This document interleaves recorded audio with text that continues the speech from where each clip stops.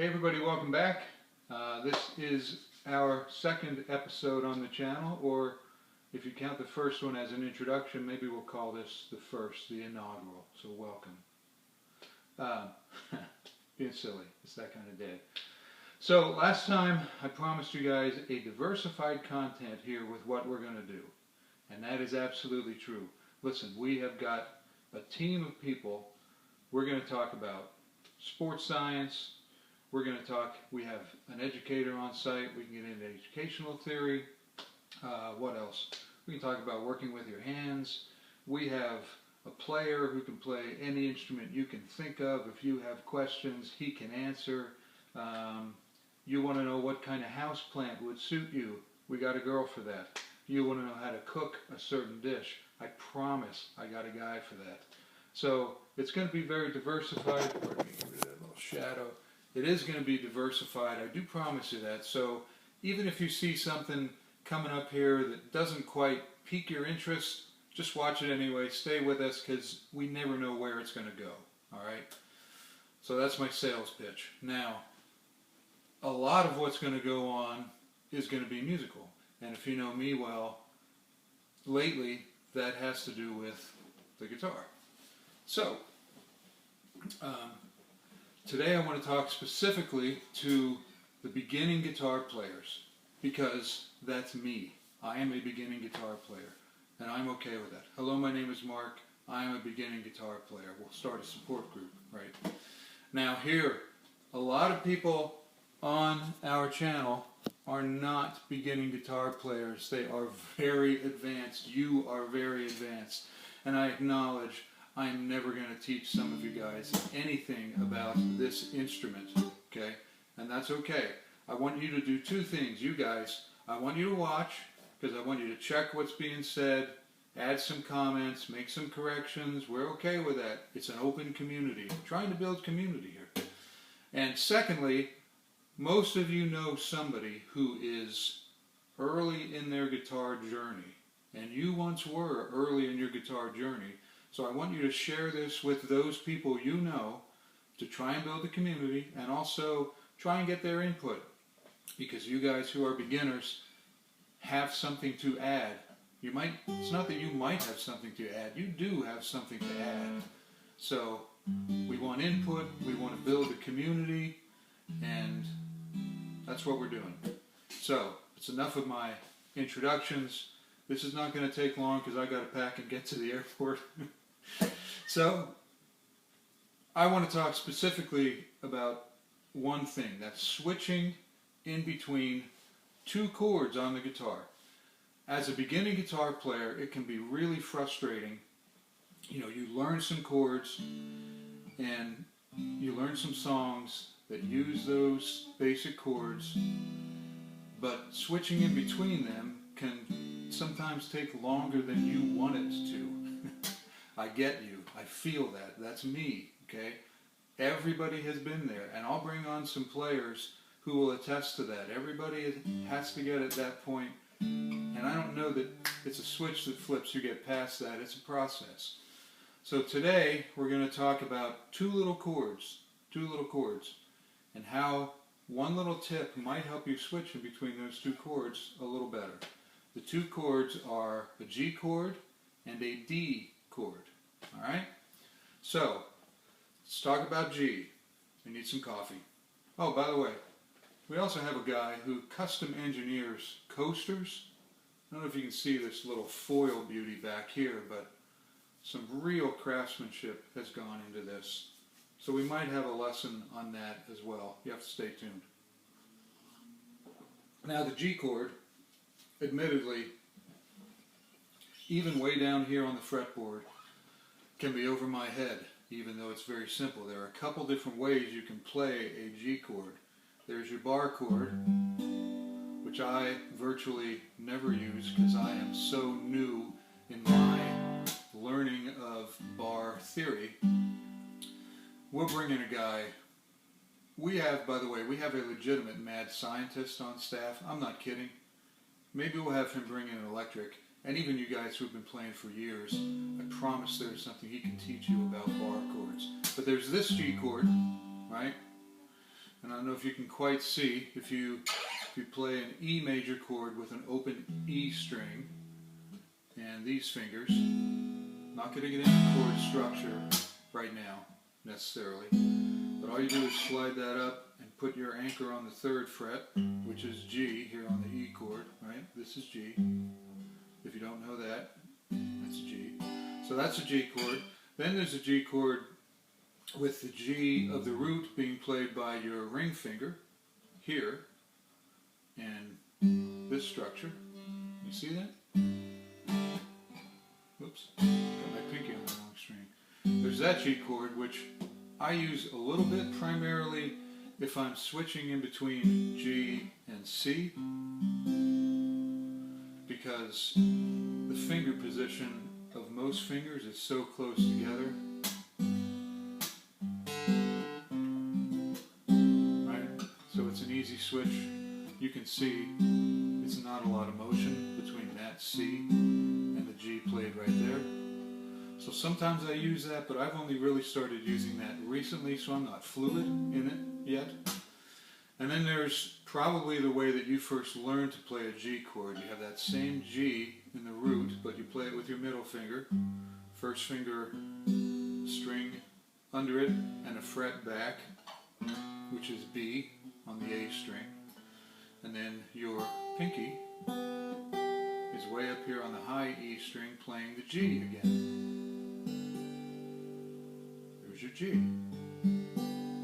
Very friendly, right? Ah, G. So, if you notice, your ring finger in this configuration right now has not been assigned a job, which is okay. He's got plenty to do, but we're going to use him in this chord. And this is really the crux of what we're going to talk about here. If you think about this open B, 2nd string most people call it, first one being down here, the B string is open. Well, if you go to the 3rd fret on that B string, that's a D, that's also in the chord, right? Because you have your open D. So let's go back to making our G chord, 3 fingers. Now, listen to what we do when we add that ring finger on the B string on the 3rd fret. It goes from this to this.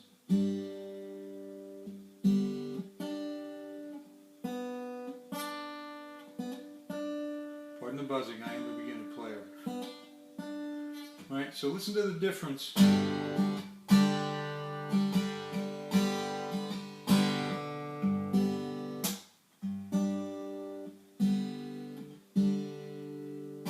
Especially on the top strings, the high strings, not the top of the guitar, but the higher strings. Makes the biggest difference because you're essentially, you have the 3rd. If you just listen to the top 3 strings, you have your 3rd on the B string. But if you add that D instead of the B, it just opens it up more. So it's more of a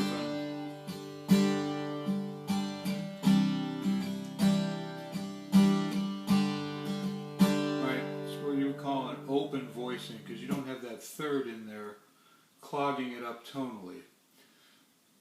Defer to our theorist on that. So that's the G we're going to work with. Now the other chord we're working with is a D chord. You all probably know D. Sometimes people use fingers in different positions, but it's all going to be your open D string, which is the root of the chord, just like G is the root of the G chord. D is going to be the root of the D chord. Now, again, beginners, you're going to use these chords a lot because some of the first chords you're going to learn are G, D, and C. And we'll get into that later. Those are the 3 main chords that you're going to run into playing in the key of G. So anyway, there's D, which, by the way, has your little ring finger. Huh, look where it is. that's on the B string on the 3rd fret, which is a D. But where have we heard about that before? It's the same finger, same position in both chords. There's your root and your high B chord. There's your root and your high B chord. So I want you to think about that finger on that string as being an anchor position to switch between those two chords. So you don't have to think about getting your whole hand off the fretboard, playing a G, and then you got to restructure it into a D chord. Don't think about it. Think about leaving that finger where it is, and hey, if you're in G, picture that finger in your mind, that ring finger on the B string. Even do it with your eyes closed, because that's what I'm doing right now. So everybody has an awareness, without looking, of where their hands and where their fingers are. If you close your eyes, I'm pretty sure you can take your thumb and touch it without looking to any finger on your hand, right? You probably can. So picture where your ring finger is, and I want you to just think about bringing these two fingers down from the G chord and just surrounding your fingers on the fretboard, because your ring finger is on the 2nd string, so your middle finger is going to go on the 3rd string, right, making your G into an A, and your 1st finger is going to go on the top string, making your E into an F sharp. So D, F sharp, and A are the 3 chords in the triad for a D chord. So just bring those first 2 fingers down from the G, feel it. You can look at it, you're allowed to look, but then I want you to feel it. Feel where those 2 fingers need to go in each of those 2 chords. And anchor that ring finger on that high B string. Now with the G, we're still going to bring our pinky in, right, on the top string. And the D string, he doesn't have an assignment other than sit there and wait for the G to come back around, right?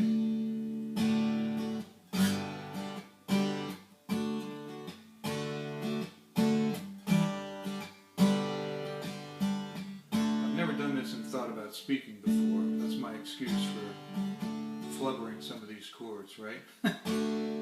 So then find a song that you've been learning that has those 2 chords, and work on that anchor. Now this is important, and I've learned this from some of my educators and professors. When you practice something, I don't want you to practice it so fast that that's where you eventually want to play it. I want you to practice it slow enough that you can play it cleanly. Maybe someday we'll get some graphic designers and get some bullet points up here, but that would be a bullet point. Play and practice clean.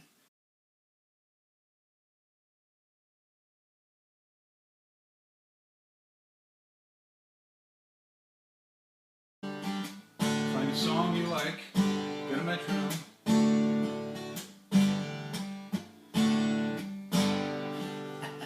and do better than I'm doing. But just practice that and work on that one skill.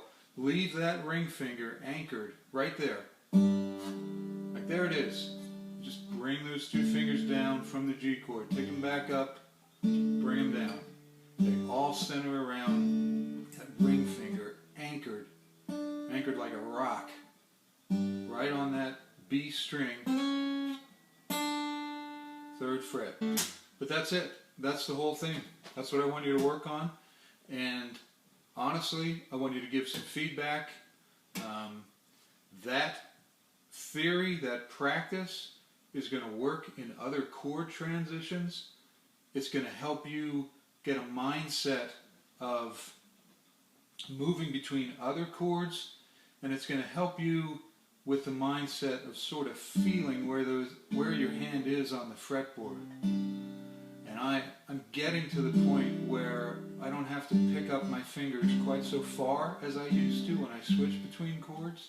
It'll help you with that too, because you're getting more into the feel side of playing instead of just the mechanics. How do I do this? How do I get my fingers where they need to be? So that will help you. Just work on that one little thing. One little thing. Don't go crazy. Play within your style. That's